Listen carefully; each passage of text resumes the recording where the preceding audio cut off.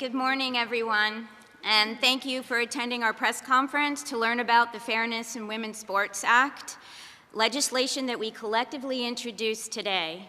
I am Representative Barb Gleim from Cumberland County, the 199th District. With me are the four other prime sponsors of House Bill 972, Representative Martina White, Representative Valerie Gatos, Representative Dawn Kiefer, and Representative Stephanie Borowitz. The Fairness in Women's Sports Act was introduced in response to the President's executive order requiring that biological males be permitted to compete on women's sports teams, and we think that this order violates Title IX and reverses nearly 50 years of advances for women. There is never a bad time to protect opportunities for girls and women who deserve to compete on a level playing field. As you are aware, Title IX was designed to stop discrimination and create equal athletic opportunities for women. In complete contrast, allowing biological males to compete in girls' and women's sports destroys fair competition and women's athletic opportunities. I had the privilege of playing 3 sports in high school. I was able to walk on to club soccer at the University of Maryland before it was recognized by the NCAA as an official women's sport. Now, I guess I'm showing my age, but there is a rich history of women fighting and lobbying to be recognized as legitimate in sport and competition. That this generation and future generations of girls are at risk of losing. Coming from a single-parent household as well, I don't know what I would have accomplished today were it not for the support of my sports families. One girl displaced is too many. Enacting state legislation that protects Title IX today will help promote gender equality by giving biological women a fair playing field when competing. This, in turn, provides better access to scholarship opportunities and proven future success in life. All prime sponsors of the Fairness in Women's Sports Act have women's sports history and are here to give comments on the bill today. We also have Selena Soul, a track star from Connecticut, via video, who will be making a brief comment at the end, and then we will allow time for questions. At this time, I would like to have Representative Gatos come and give her comments on the bill. Thank you, Representative Gleim. Good morning. And of course, I am, or was, a lacrosse player. Still am, I guess you could say. So this is... And I guess this shows my age a little bit, I suppose, but it is a Patterson. So my name's State Representative Valerie Gatos, and I have the privilege of serving the 44th Legislative District encompassing parts of Allegheny County. I want to thank the members here for the opportunity to participate in today's press conference and enable me to tell my personal story of playing a sport and to share how the ability to play a women's competitive sport in high school and in college was not only vital to my own growth and success, but also to the success and growth of so many other women I have met during my career in business. Before enactment of Title IX in 1972, which was specifically designed to stop discrimination, very few opportunities there were for women to play a competitive sport. But after the enactment of Title IX, which again is a federal civil rights law which prohibits sex-based discrimination in schools, many more women were able to play a competitive women's sport and as a result became some of our nation's most successful business executives and leaders. Why? Because it's well documented that in the development of our youth, an all-girls environment for girls gives women the opportunity to build confidence in a safe and empowering environment. Prior to my role as a legislator, I was an entrepreneur and a small business owner for more than 25 years.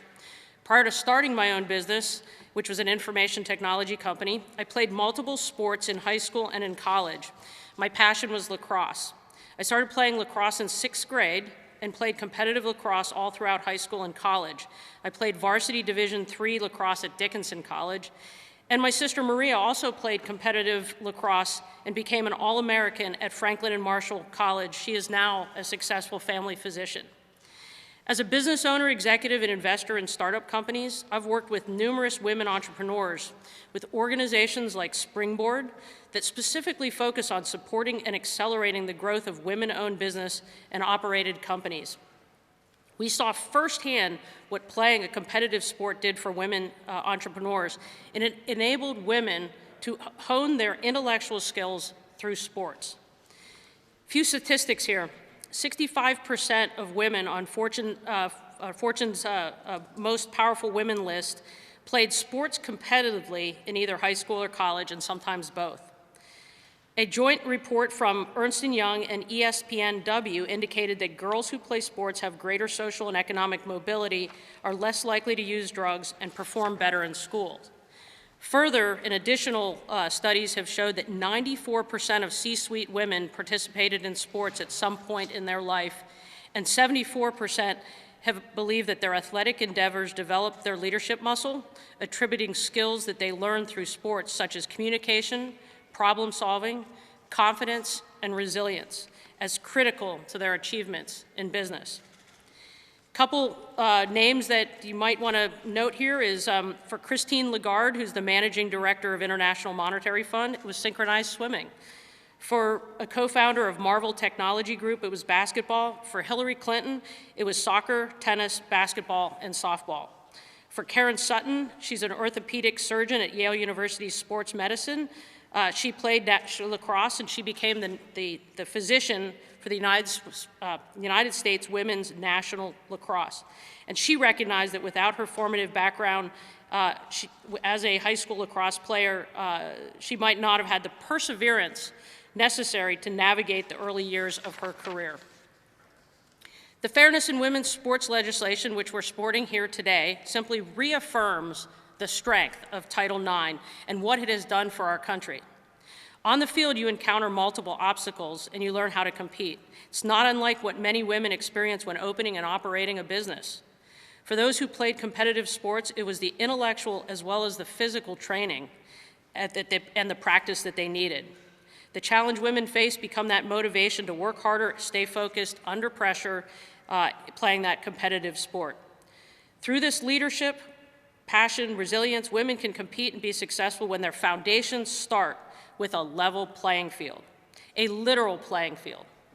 Women executives who are given that opportunity to play a competitive women's sports develop the skills needed to be some of our greatest women executives. Next year, we're coming up on the 50th anniversary of the passage of Title IX. If you support equal opportunities for women, please support the survival of Title IX and the Fairness in Women's Sports Legislation Act that we present to here today. I appreciate the time. Thank you very much. And I'd like to introduce Representative Dawn Kiefer.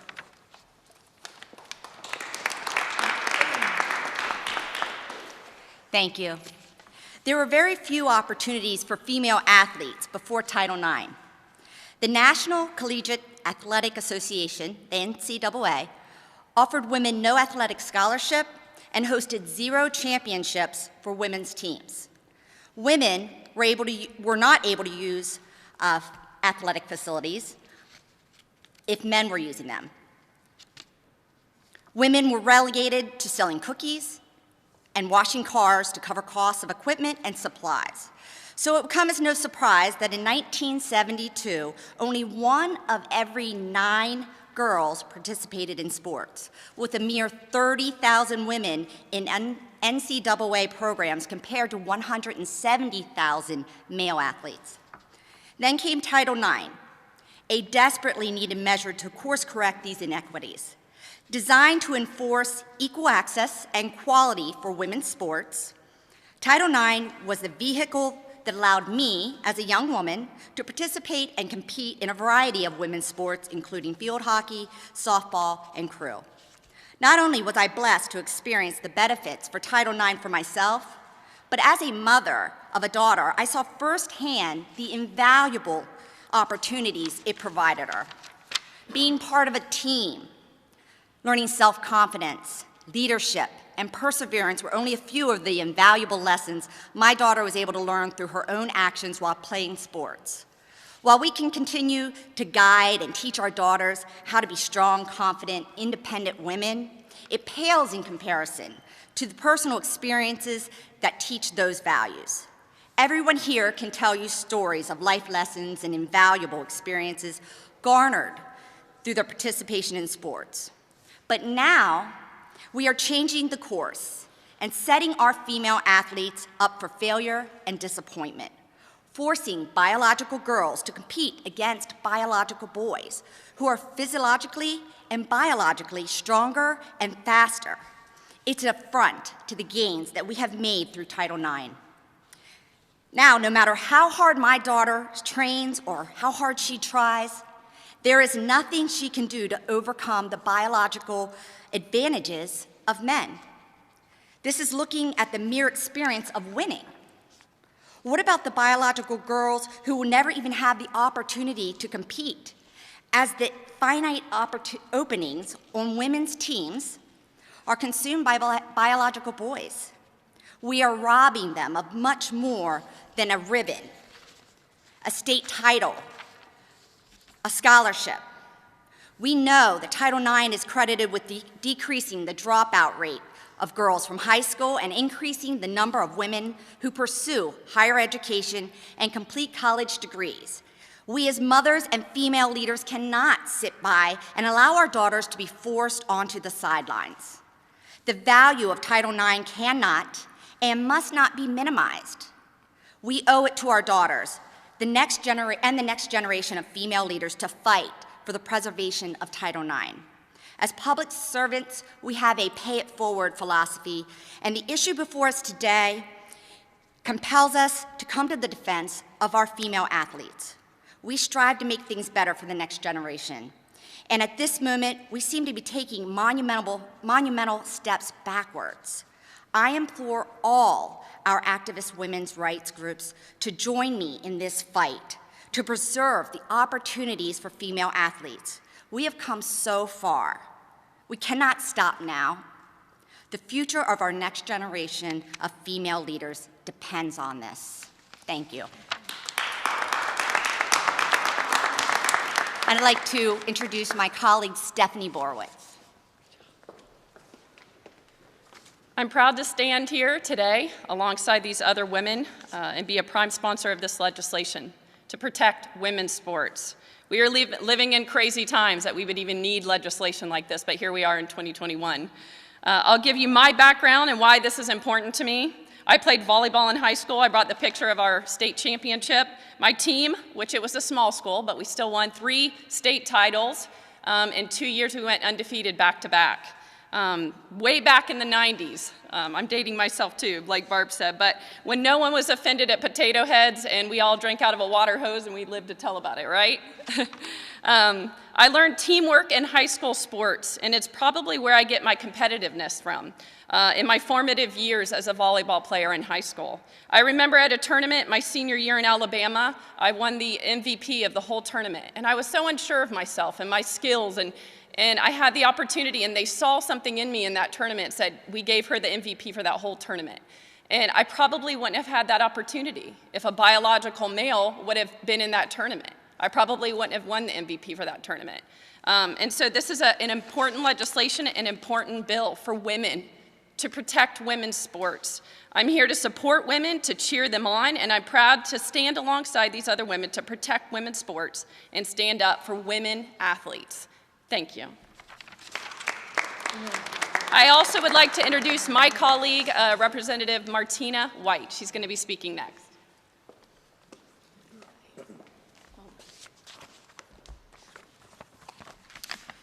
Sports were an important part of my life when I was growing up. I learned how to be part of a team, how to be a leader, and how to work hard to achieve my goals. I created memories that I will always cherish and friendships that I still have today.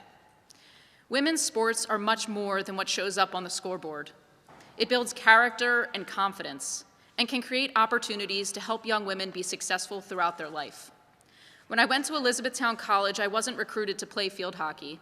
I had to try out and make the team as a walk-on. My spot wasn't guaranteed. That's why I'm passionate about ensuring that girls have an equal opportunity to play sports. When a biological male competes on a girls' team, a biological female loses something. It could be playing time, a championship, or even a scholarship. They also could lose those life lessons that will help shape her future in a positive way. Having separate teams for men and women is the time-tested way to ensure that women have the opportunity to showcase their talents and be champions. Gifted biological males will always have physical advantages over women. Even the world's best female Olympic athletes would lose to literally thousands of young boys and grown men on any given day. That's why we have women's sports as a separate category. The legislative history of Title IX is clear, that Congress also understood that even when height, size, and weight are equal, males are stronger and generate more explosive force, so that if males and females are forced to compete against each other, the physical safety of females is at risk. We must ensure that only biological females are competing in the female category. Allowing biological males to compete in women's sports destroys fair competition and women's athletic opportunities. The solution is the Fairness in Women's Sports Act, which would ensure that all female athletes have a level playing field to compete and win. It's simply about ensuring a fair playing field for women, which is promised under federal laws like Title IX. Science and common sense tell us that males are generally bigger, faster, and stronger than females. They have larger hearts and lungs, denser bones, and stronger muscles. These are all advantages that cannot be undone. Under the law we're proposing, a student who is deprived of an athletic opportunity or who suffers direct or indirect harm as a result of a violation of this act by a college or public school would be able to bring a cause of action for injunctive relief, psychological and physical damage, and the costs involved in filing the lawsuit against the college or high school. For competition to remain fair, we must ensure that females compete with other females. Today's athletes inspire tomorrow's champions. If today's female athletes lose to biological males, young girls will lose valuable role models and so many opportunities that they otherwise would have been afforded under fair competition. Thank you.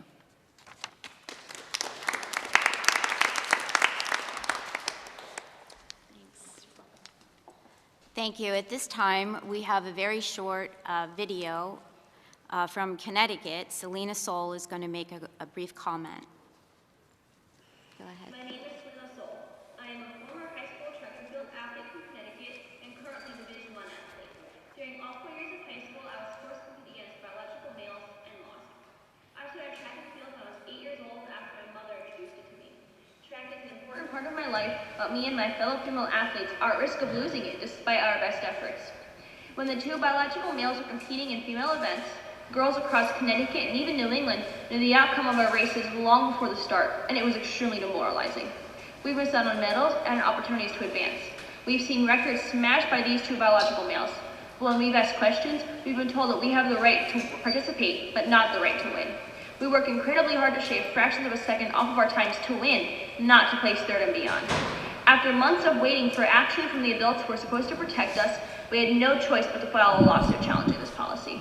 I was fortunate enough to find a spot on a college track team, but I worry about how many girls had their dreams destroyed just because they had to run against a biological boy and lost. I don't want any other girl to experience the pain and heartbreak I had to go through, and I worry about facing this demoralizing experience in college too. I am speaking out because I believe that women and girls deserve a fair opportunity to compete and succeed in athletic competitions. And every day, more and more talented and courageous female athletes across the country are standing with us. We won't be sidelined and we won't be silenced. We truly believe that there are better solutions that protect opportunities for all athletes and don't infringe on women's rights that we fought so hard for. That is why it is important to support legislation that seeks to preserve a level playing field for female athletes. And that's why we are asking everyone to stand with us to save women's sports. My name is Selena Soul. I am a former... Thank you. At this time, we will accept questions. We're done with our comments, and so just brief time, and then we also have all 5 of us here, so you can ask us questions in person too.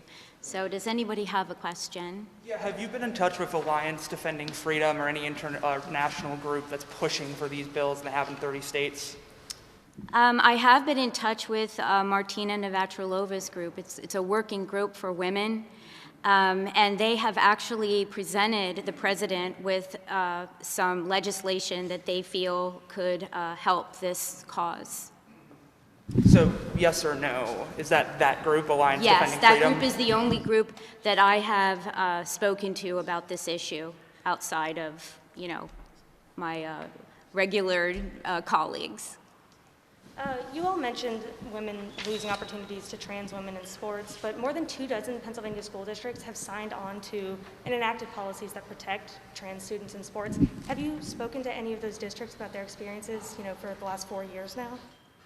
Well, no, actually I haven't. Well, I've spoken to one in my own district especially, but that's not what this legislation really is about. Schools do have the ability to make those decisions on their own, but this legislation is here to protect Title IX and to protect women's sports.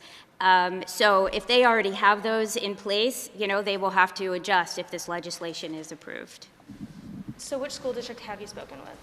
I've spoken to Carlisle, I've spoken to Cumberland Valley, and I've spoken to the school districts in my district. And so when you're saying biological males, what do you mean by that? If you're not saying trans women, what do you mean by that? Biological males, meaning that they are males at birth, okay, biologically male. And we are saying that they do have an advantage over biological females, no matter what, okay? So, whether they take, any type of, blockers or anything like that, that biological males are just intrinsically bigger, faster, they have bigger hearts, they have bigger lungs, they will be able to surpass a woman if they are equal in that sport. Could you cite some of the studies you're referencing there? Because there's recent data about HRT and how muscle density drops for trans women who are on hormone replacement therapy down to about cis women's normal levels. So Sure. I have that actually here with me, and I can give you that after the press conference. If the biological sex of the child is under question, I couldn't understand. If the biological sex of an athlete is placed under question, what steps are you asking the family to go through? And who covers the financial costs of any testing?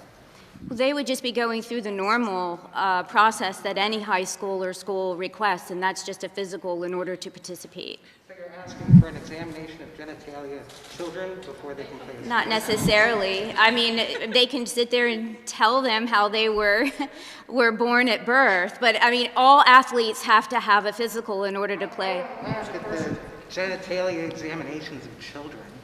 So these are children that identify as female. Correct. You're asking them not to compete in female sports. Correct. So if they do not subject themselves to that type of examination, you're asking for more of a medical examination? No, we're not asking for that at all. If they don't want to have a physical like all the rest of the athletes at that time and state whether they are biologically male or female, they can then participate in the sport of their biological sex or in co-ed sports. If this is the same as other bills that are coming forward, the family of the child under question, they're the ones that are meant to cover the cost of any type of examination. Would this be similar? No, I mean, it's the exact same cost that all the other parents of students are incurring in order to have a physical to play sports. So if I have a daughter in school and she's a tomboy, but she's an ace, she's the best goalie on the team, and someone on the other team, they don't like that she's out there, and they say, you know what, I think that's a boy playing the sport.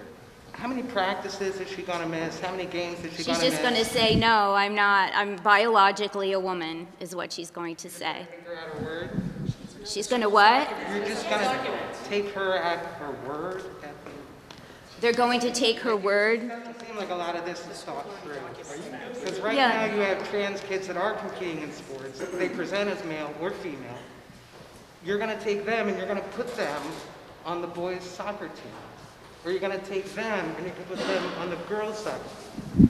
I think you're creating a solution in search of a problem. I think you're going to create a problem because you haven't really thought this through. This legislation, If your district is 6,500 people, 1 to 2% of that is transgender. and there are other kids. Yeah, and you there know are what? I adults. think that you and I can talk after the press conference because I don't want to take everybody else's I would time. love to. I sent an email to Representative Klein that hasn't been answered. I would love a one-on-one. Absolutely, absolutely. Already said he's going to veto this. Why have a press conference? Why even talk about this bill if it's not going to become law? He hasn't said that to me. So we are going to absolutely go through with this legislation. We believe that we are protecting female sports. We believe we are protecting women. And we are going to be hopefully putting this legislation in as early as this week or next week. Have you gotten a commitment from leadership that will run? You'll get a floor vote? I have not. Anybody else? Okay, well, thank you very much for attending today. I really appreciate it, and I'm more than willing to stay a little bit extra and answer some of the questions.